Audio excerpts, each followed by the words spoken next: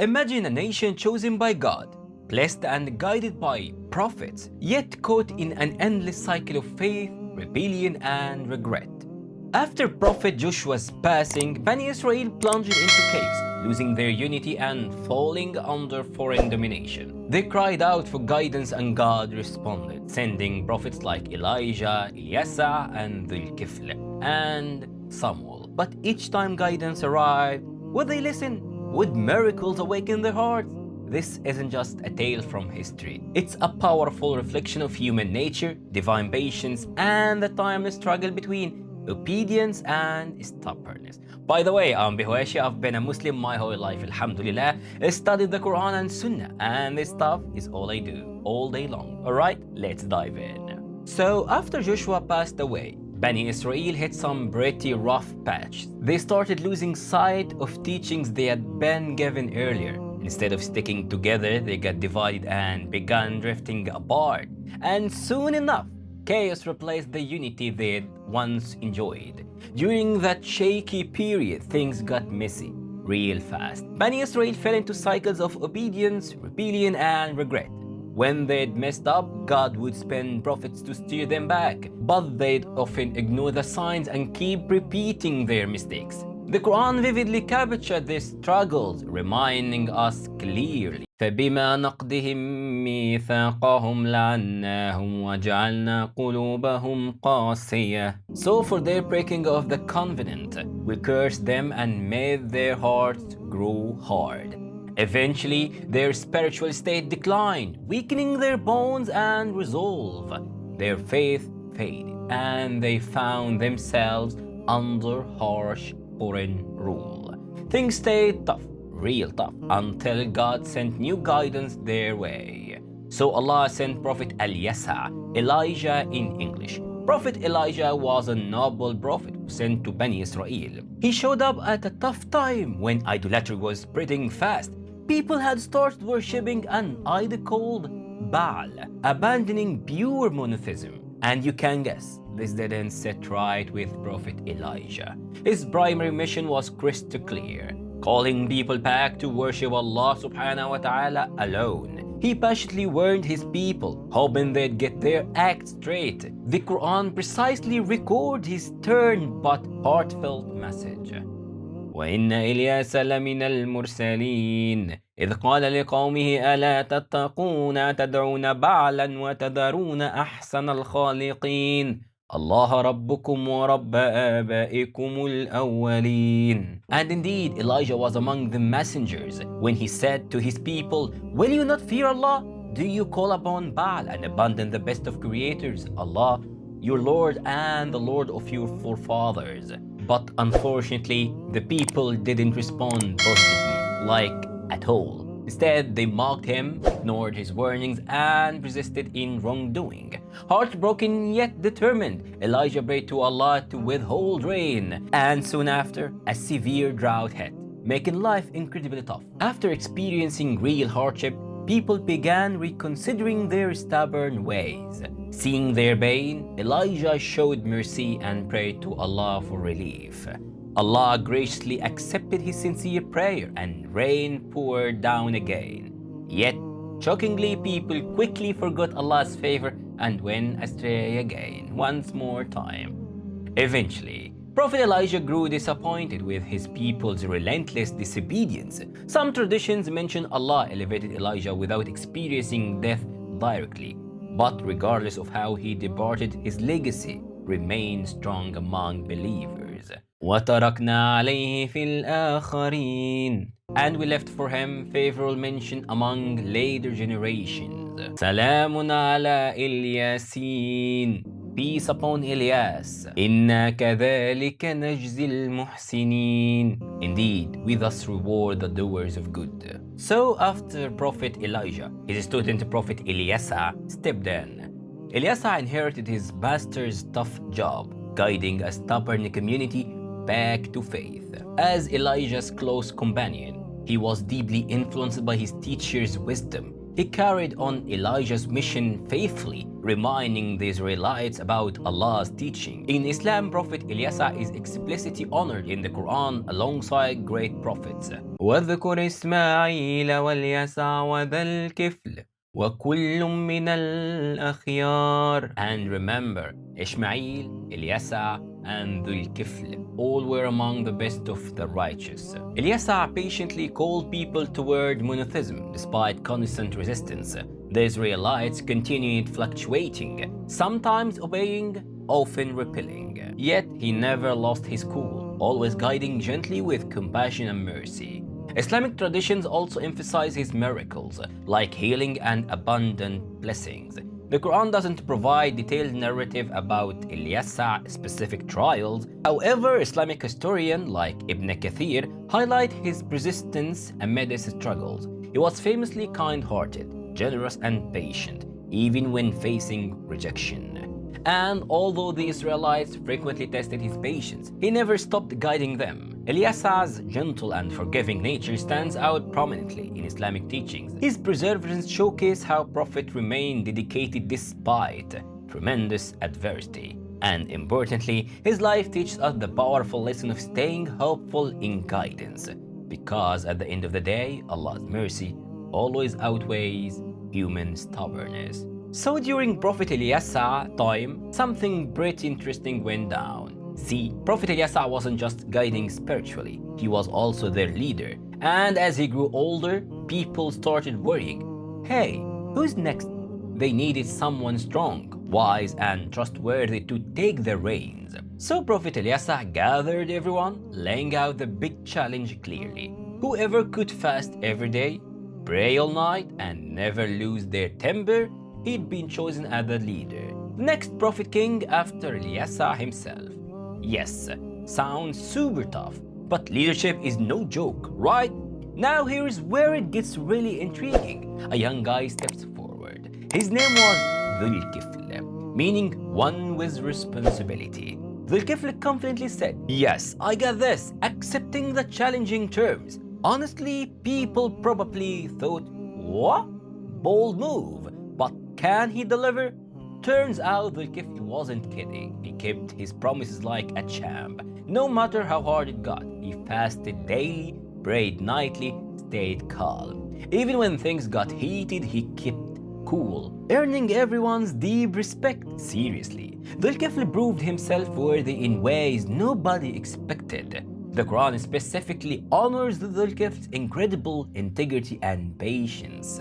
وإسماعيل وإدريس وذا الكفل كل من الصابرين وأدخلناهم في رحمتنا إنهم من الصالحين. And mention Ishmael, Idris and Dhul-Kifl. All were patient and we admitted them into our mercy. Indeed, they were righteous. Now Prophet Eliesa was super impressed, no doubt about it. He chose Dhul-Kifl as his successor, confident he'd handle things wisely. And true enough, Dhul-Kifl became a fair, righteous, and patient prophet king. His leadership set an example, reminding us responsibilities about steadfast character. Islamic historians agree Dhul-Kifl faced tough challenges, yet always stayed composed. No matter how stressful leadership got, he remained calm, fair and devoted. That's exactly why the Quran praises his amazing patience and strong character. Man, talk about setting the bar high for leadership. And to be honest, we as Muslims don't have a lot about Prophet Dhul-Kifl. At this period of time, there were the Amalek, or the giants. The Amalek were tough, fierce group living near Palestine. Specifically, they settled around Ascalon, an ancient coastal city. These guys were famous warriors, seriously strong and pretty intimidating. They weren't folks you would casually pick a fight with, believe me. Their most infamous king was Goliath, known in Arabic as Jalut. Jalut wasn't your average leader. He was huge, ruthless, and scary powerful. His army was dominating battles left and right, especially against Bani Israel. At that time, Bani Israel were scattered, weak and struggling big time. Jalut's army didn't just defeat Bani Israel, they crushed them repeatedly. Each defeat drained their morale further, driving them into despair and hopelessness. They faced humiliation, losing homes, lands, dignity, and even children captured. Things got so bleak. Bani Israel felt powerless. desperately needing rescue. So after Prophet Zulkifl, there was Prophet Samuel in English, came in. Samuel popped up at a critical moment in Bani Israel's history. See, after Prophet Moses and Joshua, things got really chaotic fast. Bani Israel had drifted again, scattered, weak, and losing battles left and right. They desperately needed strong leadership, and Samuel was their guy. Now, lineage-wise, Samuel had a pretty noble background, honestly speaking. Islamic historians mention he came from Prophet Levi's lineage, Yaqub. That means he had roots tracing all the way back to Prophet Jacob himself. So yes, you could say greatness was literally in his DNA. When someone stepped in, Bani Israel were totally beaten down spiritually. Enemies kept overpowering them, and morale was at rock bottom levels. They cried out for help, begging Samuel to appoint a strong king. At first, Samuel hesitated, afraid they'd bail when things got tough again. The Quran beautifully captured this very moment and their desperation. ألم تر إلى الملأ من بني إسرائيل من بعد موسى إذ قالوا لنبي لهم ابعث لنا ملكا نقاتل في سبيل الله. Have you not considered the chiefs of Bani Israel after Moses when they said to their prophet, appoint for us a king and we will fight in Allah's path?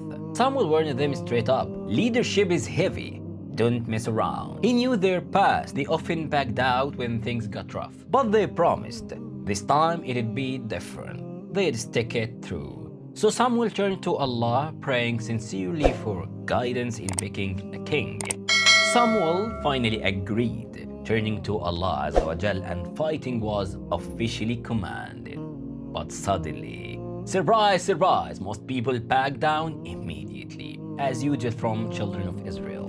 Yes, the moment fighting got real, everyone disappeared. Classic human behavior. The Quran highlights this beautifully, saying explicitly, فَلَمَّا كُتِبَ عَلَيْهُمُ الْقِتَالُ تَوَلَّوْا إِلَّا قَلِيلًا مِّنْهُمْ وَاللَّهُ عَلِيمٌ بِالظَّالِمِينَ. But when fighting was prescribed upon them, they turned away, except for a few, and Allah knows best their wrongdoers. Now only a small group stayed committed, waiting patiently for a leader.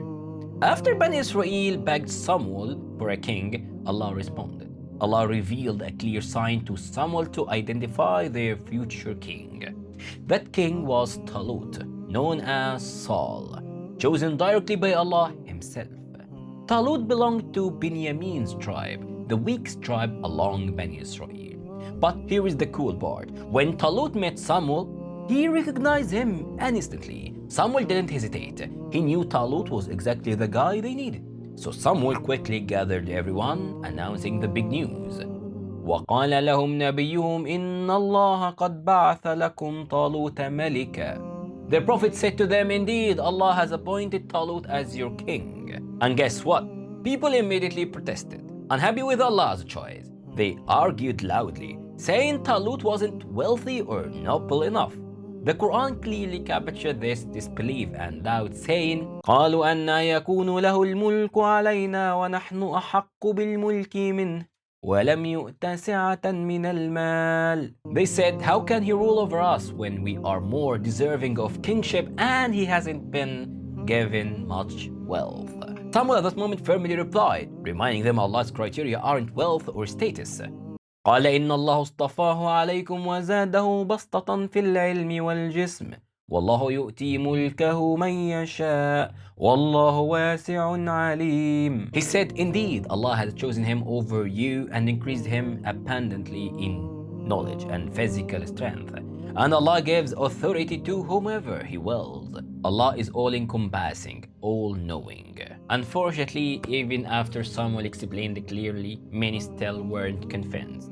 They stubbornly demanded, no, pick somebody else. Talut's not good enough. Typical human behavior, right? Judging based on wealth and appearance, missing true worth. But Allah's wisdom always goes deeper, beyond surface-level judgments. So after people rejected Talut, Samuel tried another angle. He asked, hey, what if Allah showed you a clear miracle? Naturally curious, they replied, a miracle? Like what exactly? Samuel explained clearly, Allah would bring back the lost ark, the Taboot. Now the ark wasn't ordinary, it was seriously sacred for them. It contained precious relics from Prophet Moses and Aaron, really holy stuff.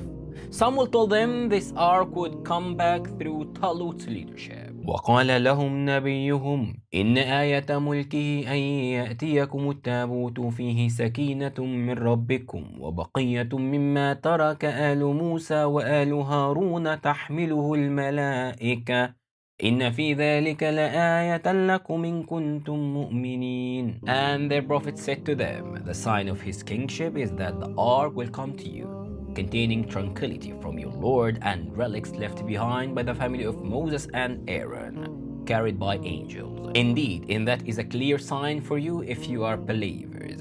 As soon as they heard that, they were completely stunned, seriously shocked. They immediately agreed, alright, if this happens, we will follow Talut. And guess what? Allah actually delivered on this epic promise. Angels literally brought the ark down, confirming Talut's kingship clearly. Seeing the ark, everyone realized instantly Talut was genuinely Allah's choice. Their heart filled with faith, confidence, and renewed spiritual strength. From that very moment, a totally new chapter opened for children of Israel. Talut became their respected leader, marking a fresh start for everyone. Anyway, you can click on that video where I can tell you a story of another prophet. Peace out.